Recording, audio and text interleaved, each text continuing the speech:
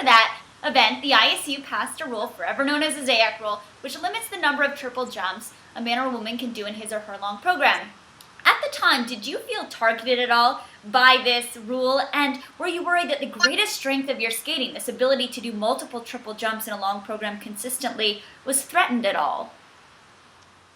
Absolutely, because I do think that not only the 81 worlds, but the 82 worlds, and this was really only, the rule change was only done by the ISU, and it was because I think the fact that so many girls were after the 81 worlds and the 82 worlds were trying to do so many triples, or at least 2 or 3, and they were falling and missing, and they didn't want the sport to be changed into a triple jump competition.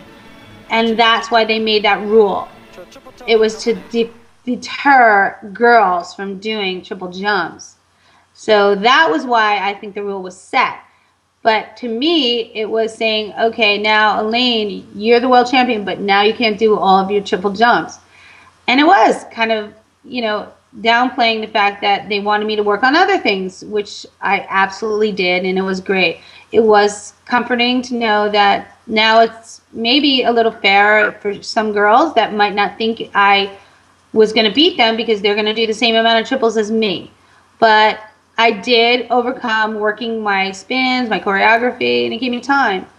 But I do think that inevitably the best part of that rule was that it didn't work because it made the girls do every triple and every single one, and I'm happy for that.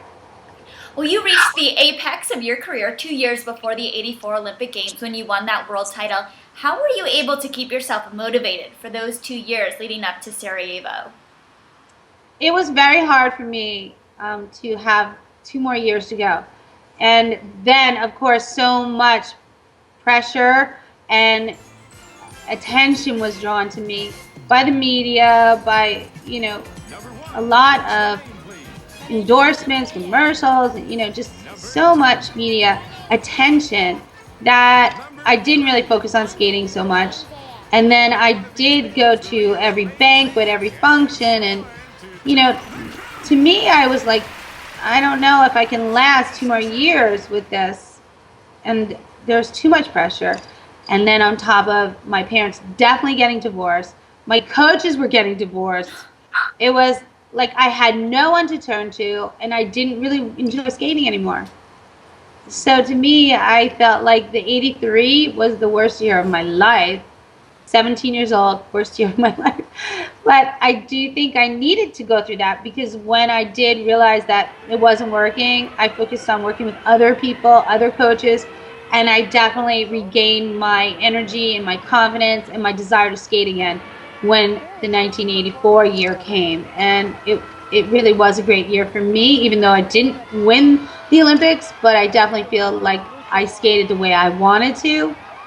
And winning the bronze medal at the Worlds was just, the icing on the cake for me.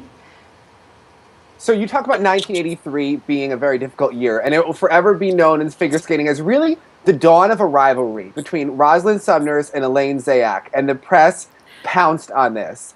Of this, the New York Times wrote, Miss Zayak was amused. She said that she didn't see why they couldn't be friendly, although it was clear that her feelings were mixed. Quote, I was the champion first, and it kind of hurts when someone takes your place. Still, I don't see why I shouldn't talk to her. But then when I've been fat or injured, that's when she would say hello. When I was at my best, she wouldn't come near me. So take us back to that time. How intense was the rivalry between Roz and yourself, and how intense was it between everyone around you? Well, it was kind of intense, but to me, I always felt like I was the champion, always. And so to me, Rosalind only came in at 1983.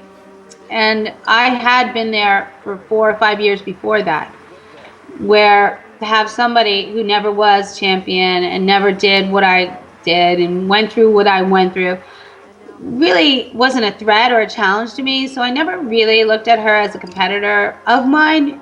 And I always believed that she only won because of my mistakes. And that is the truth.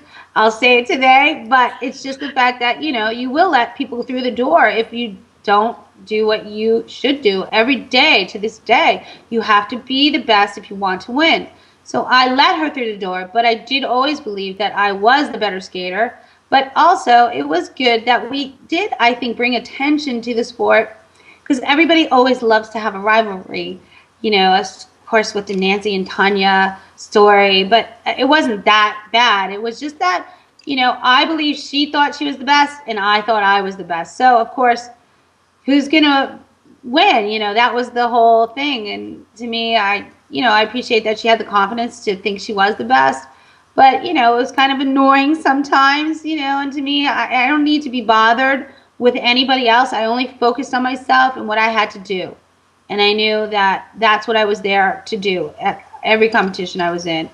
So I overlooked it, but I think she was more into it than I was about the rivalry. And I think everybody else, there was somebody told me that there's like in Las Vegas betting going on of who's going to win. And it was just crazy. And I think it was funny, but I do know that it was kind of a distraction to a lot of people. But I never really looked back. I just always looked forward, and I never worried about who I was competing against. I just knew I had to do the best that I could, not worry about what else happens.